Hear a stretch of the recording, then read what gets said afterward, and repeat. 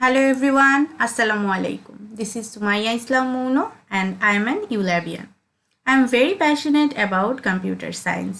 আজকে আমরা শিখব টাইম কমপ্লেক্সিটি, যেটা কিনা অ্যালগোরিদমের খুবই গুরুত্বপূর্ণ একটা বিষয় জুড়ে রয়েছে এবং টাইম কমপ্লেক্সিটিটা আমরা আসলে ক্যালকুলেট না করলে বা এটা নিয়ে আমরা যদি চিন্তা না করি যে কোনো একটা প্রবলেম সলভিং বা যে কোনো কোডের ক্ষেত্রে, তাহলে আমাদের কোডটা পারফেক্টলি ডান হবে না।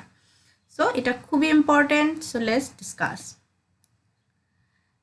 আজকে এই টাইম কমপ্লেক্সিটির বিষয়টা নিয়ে যখন আমরা ডিসকাস করব তখন আমাদের কিছু জিনিস একটু বুঝতে হবে। সেটা হলো, যখনই আমরা কোনো একটা কাজ করব সেই কাজের জন্য আমাদের নির্দিষ্ট জায়গা লাগবে। যেহেতু আমরা এটা একটা মেশিনে কাজগুলো রান করব, আমার ডিভাইসের মেমোরি, তারপরে হচ্ছে টাইমের একটা বিষয় আছে। যে কোনো কাজের ক্ষেত্রে এটা ইম্পর্টেন্ট। কোনো একটা কাজ করলে আমাদের টাইম লাগবে, সেটার জন্য স্পেস লাগবে। সেরকমভাবেই যে কোনো প্রবলেম সলভ করলেও সেটার জন্য মিনিমাম স্পেস, টাইম এগুলো আমাদেরকে কনসিডার করতে হবে। কিন্তু দেখা যায় যে মেমোরিটা আমরা বা স্পেসটাকে আমরা বেশি একটা এখানে গুরুত্ব দিচ্ছি না। তার কারণ হলো, যেহেতু আমাদের অ্যাভেলেবেল স্পেস রয়েছে মেমোরিতে, তাই আমরা বেশি ইম্পর্টেন্স দিচ্ছি বা ফোকাস করছি টাইম কমপ্লেক্সিটি বিষয়টা নিয়ে, এবং এটা নিয়ে আমাদেরকে অবশ্যই চিন্তা করা দরকার। ওকে, সো টাইমটাকে আমরা কিভাবে কনসিডার করব বা আমরা টাইমটাকে কিভাবে জাস্টিফাই করব? এটা হচ্ছে নাম্বার অফ স্টেপস, অর্থাৎ আমার একটা প্রোগ্রাম বা আমার একটা কোডে কতগুলো স্টেপস আমাকে রান করতে হচ্ছে, কতগুলো স্টেপস আমাকে ফলো করতে হচ্ছে, কাজ করতে হচ্ছে, সেটার উপর টাইমিংটা ডিপেন্ড করছে।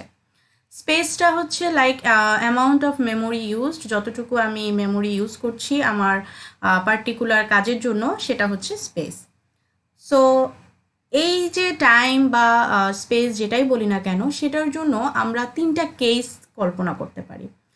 তিনটা কেস হচ্ছে লাইক এরকম যে বেস্ট কেস, ওর্স্ট কেস, আর একটা হচ্ছে এভারেজ কেস। আচ্ছা, বেস্ট কেস, এভারেজ কেস, এই কেসগুলোকে আমরা যদি বোঝার জন্য একটা এক্সাম্পল ইউজ করি, যেমন কোনো একটা 10টা সংখ্যা দিয়ে আমাকে বললো যে একটা সংখ্যা খুঁজে বের করতে, সার্চ করার জন্য। সেই ক্ষেত্রে আমরা যেটা করতে পারি যে সার্চিংয়ের ক্ষেত্রে ফার্স্টে যে যে সংখ্যাটা আমাকে সার্চ করতে হবে সেটা সবার ফার্স্টেই থাকতে পারে। তো যদি সংখ্যাটা সবার ফার্স্টে থাকে, সেই ক্ষেত্রে আমরা একবার কাজটা ফলো করার পর বা একবার কাজটা করার পরই কিন্তু আমার রেজাল্ট চলে আসতেছে।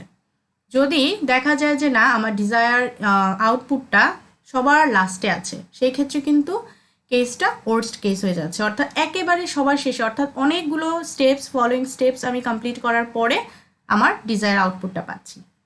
আবার এটা এমনও হতে পারে যে অর্ধেক কাজ করার পরে আমি আমার আউটপুটটা পেয়ে গেলাম, বা আমি যেটা খুঁজতেছিলাম সেই সংখ্যাটা আমি পেয়ে গিয়েছি। তাহলে এই ধরনের তিনটা কেস থাকতে পারে, এবং যে কোনো একটা প্রবলেম যখন আমরা সলভ করি বা কোড করি, সেই ক্ষেত্রে তিন ধরনের সমাধান আসতে পারে। অর্থাৎ সবার ফার্স্টে আমি কাজটা হয়ে যেতে পারে, বা অনেক বেশি স্টেপস আমার ফলো করা লাগতে পারে, বা আমি কিছুটা স্টেপস ফলো করি কাজটা সমাধান করতে পারি। এরপরে তিন ধরনের নোটেশন আছে, আমরা পরবর্তীতেও দেখব। সেগুলোকে আমরা বলি big O notation, omega notation, theta notation. তো এই অ্যালগোরিদমের টাইম কমপ্লেক্সিটিটা আমরা মেইনলি বিগ ও নোটেশন দিয়ে দেখাই। সো ওমেগা বা থিটা দুটো দিয়েই দেখানো যাবে, বা দুটোই আমরা পরবর্তীতে ক্যালকুলেশন করে দেখাবো। এখন একটা সিম্পল এক্সাম্পল দিয়ে দেখাচ্ছি।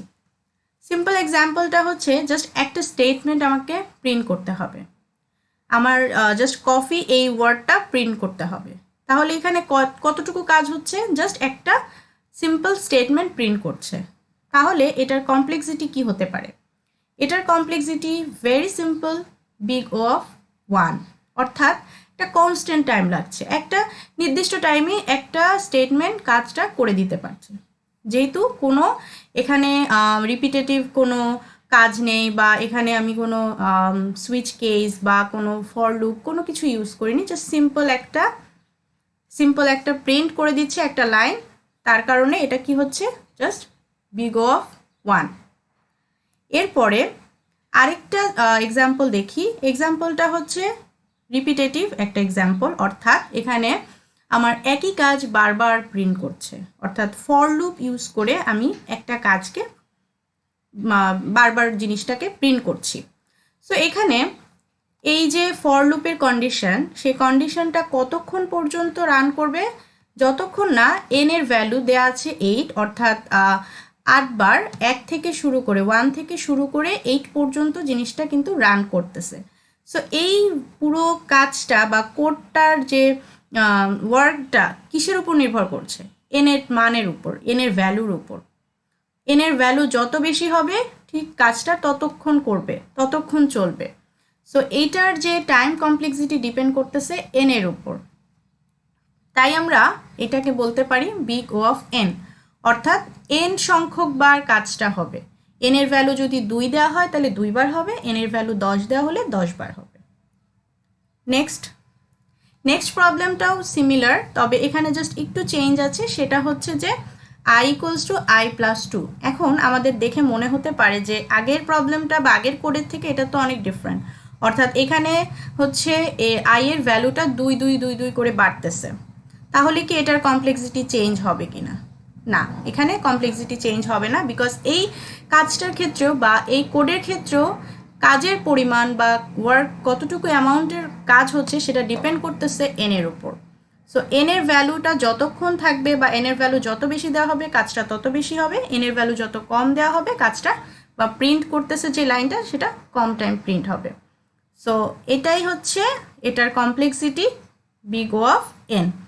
দুটো কোডের মধ্যে ডিফারেন্স থাকলেও কোডের কিন্তু কমপ্লেক্সিটি সেম আসতেছে। সো এটা ছিল আজকের প্রেজেন্টেশন, অ্যান্ড লাস্টে আমি একটা স্লাইড অ্যাড করেছি যেটা খুবই ইম্পর্টেন্ট কিছু জিনিস আছে, অর্থাৎ যখন আমরা সি দেখব, সি ফর কনস্ট্যান্ট, লগ এনকে আমরা লগারিদম বলতে পারি, লগ স্কোয়ার এনকে আমরা বলি হচ্ছে লগ স্কোয়ার, তারপরে এন যদি সিম্পল এন থাকে সেটাকে আমরা বলি লিনিয়ার, এন লগ এন অথবা এন স্কোয়ারকে আমরা বলি কোয়াড্রেটিক, এন কিউবকে বলি হচ্ছে কিউবিক, 2 টু দি পাওয়ার এনকে আমরা বলি এক্সপোনেনশিয়াল।